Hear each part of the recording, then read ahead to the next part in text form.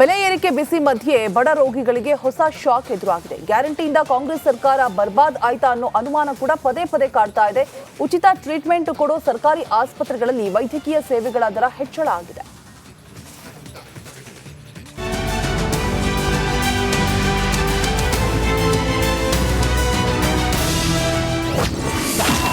ಸರ್ಕಾರದಿಂದ ಮತ್ತೊಂದು ದರ ಏರಿಕೆ ಬರೆ.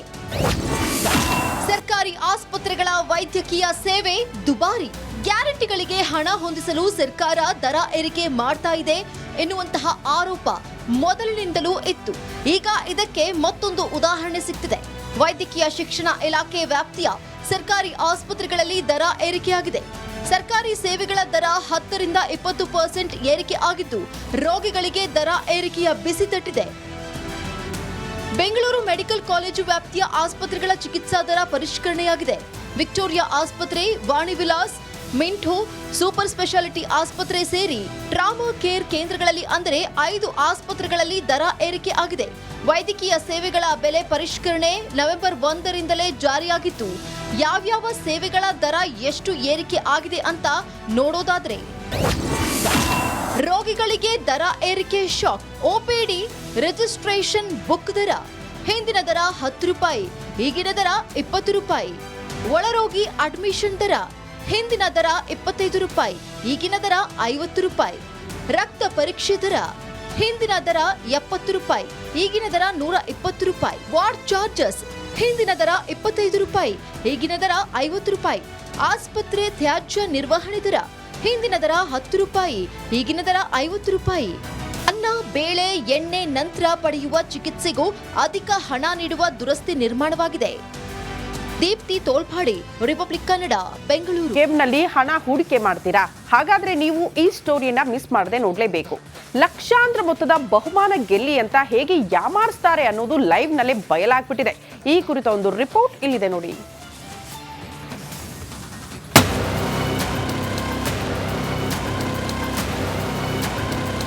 ಜನ ಹೇಗೆಲ್ಲ ಮೋಸ ಮಾಡ್ತಾರೆ ನೋಡಿ.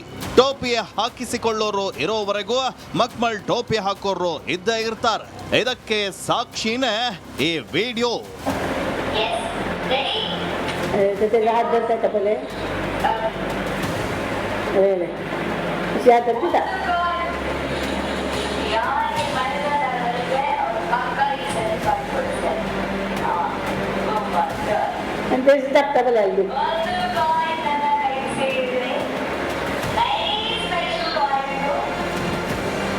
ಈ ದೃಶ್ಯ ನೋಡಿ. ಇಲ್ಲಿ ಇಬ್ಬರು ವ್ಯಕ್ತಿಗಳು ನಿಂತಿದ್ದಾರೆ. ಒಬ್ಬ ವ್ಯಕ್ತಿಯ ಕಣ್ಣಿಗೆ ಬಟ್ಟೆಯನ್ನ ಕಟ್ಟಲಾಗಿದೆ. ಆತನ ಮುಂದೆ ಲಕ್ಕಿ ಕಾಯಿನ್ಗಳಿರೋ ಬಾಕ್ಸ್ ಇದೆ.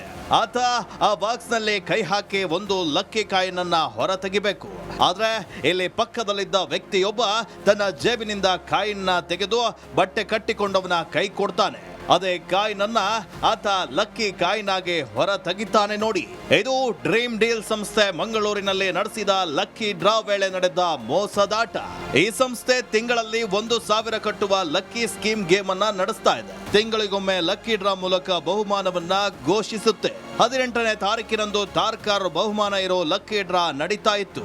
ಈ ವೇಳೆ ಸಂಸ್ಥೆಯ ಸಿಬ್ಬಂದಿ ಮೋಸವನ್ನ ಎಸಗಿದ್ದಾನೆ. ಕೈಯಲ್ಲಿ ಮೊದಲೇ ಲಕ್ಕಿ ಕಾಯಿನ್ ಅನ್ನ ಹಿಡಿದು ವಂಚಿಸಿದ್ದಾನೆ.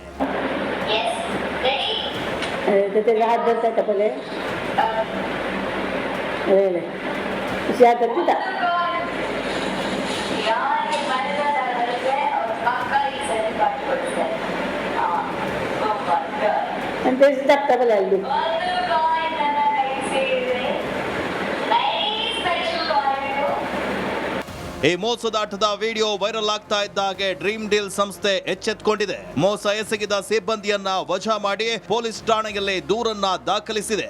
ಮತ್ತೊಮ್ಮೆ ಲಕ್ಕಿ ಡ್ರಾ ಮಾಡಿ 2 ತಾರ್ಕಾರ್ಗಳನ್ನ ನೀಡಿರುವುದಾಗಿ ವ್ಯವಸ್ಥಾಪಕ ನಿರ್ದೇಶಕ ಸುಹೇಲ್ ತಿಳಿಸಿದ್ದಾರೆ. ಆ ಒಬ್ಬ ವ್ಯಕ್ತಿ ತಪ್ಪು, ಇಡೀ ಸಂಸ್ಥೆ ತಪ್ಪಾಗಲಿಕ್ಕೆ ಸಾಧ್ಯ ಇಲ್ಲ. ಸೊ ಇದನ್ನು ಕೂಲಂಕುಷವಾಗಿ ಪರಿಶೀಲನೆ ಮಾಡಲಿಕ್ಕೆ ನಾವು ಅಧಿಕಾರಿಗಳಿಗೆ ಈಗಾಗಲೇ ದೂರನ್ನು ನೀಡಿದ್ದೇವೆ. ಅವರು ಅದನ್ನು ಪರಿಶೀಲಿಸ್ತಾ ಇದ್ದಾರೆ. ಆ್ಯಂಡ್ ಖಂಡಿತವಾಗಲೂ ಅವರು ಅವರ ತಪ್ಪನ್ನು ಒಪ್ಪಿಕೊಂಡಿರುವಂಥ ವಿಚಾರ ಕೂಡ ನಮ್ಮ ಮುಂದೆ ಈಗಾಗಲೇ ತಿಳಿದು ಬಂದಿದೆ. ಗ್ರಾಹಕರಿಗೆ ನಮ್ಮ ಮೇಲೆ ಇರುವಂಥ ಒಂದು ನಂಬಿಕೆಗೆ ಖಂಡಿತ ಗ್ರಾಹಕರಿಗೆ ಎಲ್ಲೋ ಒಂದು ಕಡೆ ನಂಬಿಕೆ ದ್ರೋಹ ಆದಂಥ ಒಂದು ವಿಚಾರ ಆಗಿದೆ. ಅದು ಖಂಡಿತ ಕಂಪನಿ ಕಡೆಯಿಂದ ಯಾವುದೇ ರೀತಿಯ ಕೆಲಸ ಆಗಲಿಲ್ಲ. ಅದು ಆಗಿರುವಂಥದ್ದು ನಮ್ಮ ಕೆಲಸಗಾರರಿಂದ ಆಗಿರುತ್ತೆ. ಆ್ಯಂಡ್ ಅದಕ್ಕೆ ಬೇಕಾದಂಥ ಕ್ರಮವನ್ನು ಇಮಿಡಿಯೇಟ್ಲಿ ನಾವು ಕೈಗೊಂಡಿದ್ದೇವೆ. ಇಂಥದ್ದೊಂದು ಮೋಸದಾಟದ ವಿಡಿಯೋ ವೈರಲ್ ಆಗ್ತಾ ಇದ್ದ ಹಾಗೆ ಡ್ರೀಮ್ ಡೀಲ್ ಸಂಸ್ಥೆ ವಿರುದ್ಧ ಭಾರಿ ಆಕ್ರೋಶ ವ್ಯಕ್ತವಾಗಿದೆ. ನೀವು ಕಷ್ಟಪಟ್ಟ ದುಡ್ಡನ್ನು ಇಂಥ ಸ್ಕೀಮ್ಗಳಲ್ಲಿ ಹಾಕುವ ಮುಂಚೆ ಸ್ವಲ್ಪ ಆಲೋಚನೆ ಮಾಡಿ. ನಿಮ್ಮ ಹಣ ಕಷ್ಟಪಟ್ಟ ನಿಮ್ಮದು. ಯಾವ ಪೊಲೀಸ್ ಆಗಲಿ ಯಾವ ರಾಜಕಾರಣಿಗಳು ಹಣ ಹೋದ ಮೇಲೆ ಅವರು ಏನು ಮಾಡಲಿಕ್ಕೆ ಅಸಾಧ್ಯ.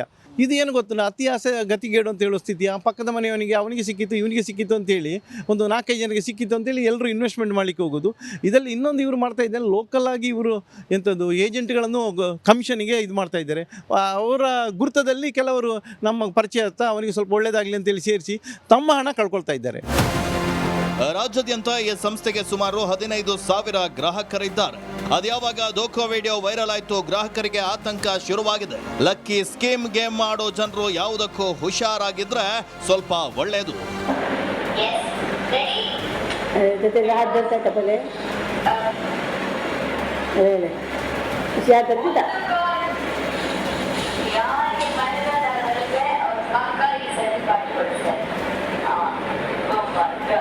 And this is deductible LB.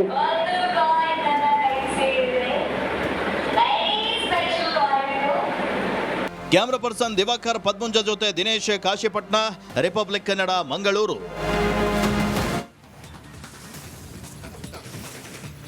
Operation BPL card ಬಡವರ ಕಣ್ಣನ್ನ ಕೆಂಪಗಾಗಿಸಿದೆ. Ration card ರದ್ದಾಗುವ ಆತಂಕದಲ್ಲಿದ್ದಾರೆ. ಹೀಗಿರುವಾಗಲೇ ಮತ್ತೊಂದು ತಲೆನೋವು ಕೂಡ ಶುರುವಾಗಿದೆ. ಅದೇನು ಆ ಕುರಿತ ರಿಪೋರ್ಟ್ ಇಲ್ಲಿದೆ ನೋಡಿ.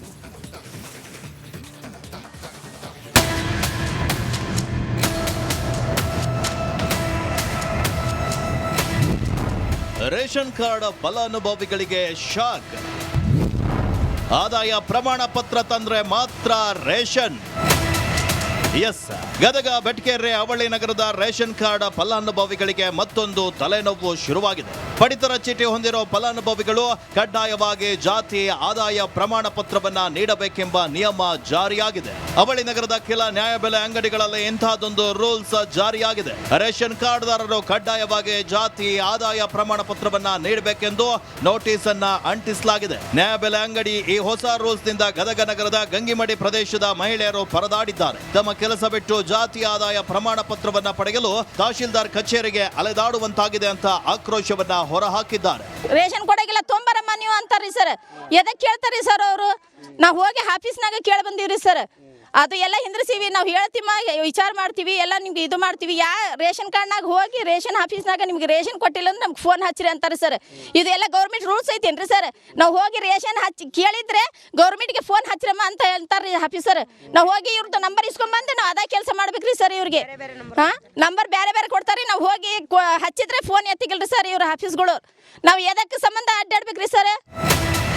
ಇನ್ನು ಕ್ಯಾಸ್ಟ್ ಇನ್ಕಮ್ ಸರ್ಟಿಫಿಕೇಟ್ ಪಡೆಯಲು ತಹಶೀಲ್ದಾರ್ ಕಚೇರಿಗೆ ಹೋದ್ರೆ ಸರ್ವರ್ ಸಮಸ್ಯೆ ಅಂತ ಹೇಳ್ತಾರೆ. ನಾವು ಬಡವರು, 1 ತಿಂಗಳು ರೇಷನ್ ಇಲ್ಲ ಅಂದ್ರೆ ಉಪವಾಸ ಮಲಗಬೇಕು ಅಂತ ಬಡ ಜನರು ಅಳಲನ್ನ ತೋಡ್ಕೊಂಡಿದ್ದಾರೆ.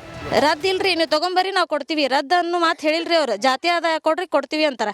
ಇದೊಂದು ತಿಂಗಳ ನಾವು ಹಂಗಿಂಗ ಅಲದಾಡಿ ಜಾತಿ ಆದಾಯ ತರುಮಟ ಆ ತಿಂಗಳದ ರೇಷನ್ ಹೋಗ್ಬಿಡ್ತ್ರಿ. ಆ ತಿಂಗಳ ರೇಷನ್ ನಮ್ಗೆ ಸಿಗ್ಲಿಲ್ಲ ಅಂದ್ರೆ ಮುಂದಿನ ತಿಂಗಳ ರದ್ದು ಕೊಡೋದೇ ಇಲ್ರಿ. ರದ್ದು ಆಗ್ಬಿಟ್ಟೈತಿ, ನೀವು ಒಯ್ದಿಲ್ಲಲ್ರಿ. ಹಿಂಗೆ ಮಾಡಿದ್ರೆ ನಮ್ಮಂತ ಬಡವ್ರ ಮಂದಿ ಎಲ್ಲಿ ಹೋಗ್ಬೇಕ್ರಿ ಸರ್? ಏನಂತ ಮಾಡ್ಬೇಕ್ರಿ ನಾವು? ಏನೋ ಅಲ್ಲಿ ಇಲ್ಲಿ ಸಿಕ್ಕೋರ್ ಕಡೆ ರೇಷನ್ ತರಕ್ಕೆ ಹೋಗಿದ್ರೆ ಅದು 60 ರೂಪಾಯಿ ಕೆಜಿ 70 ರೂಪಾಯಿ ಕೆಜಿ ನಮಗೆ ಸಾಲೋದು ಇಲ್ರಿ. ಅದು ಮೊದಲೇ ರೇಷನ್ ಕಾರ್ಡ್ ರದ್ದಾಗ್ತಿದೆ ಅಂತ ಬಡ ಜನರು ಆತಂಕದಲ್ಲಿದ್ದಾರೆ. ಹೀಗಿರುವಾಗ ನ್ಯಾಯಬೆಲೆ ಅಂಗಡಿಯ ಈ ಹೊಸ ರೂಲ್ಸ್ ಶ್ರೀಸಾಮಾನ್ಯರನ್ನ ಕೆರಳಿಸಿರೋದಂತೂ ಸುಳ್ಳಲ್ಲ.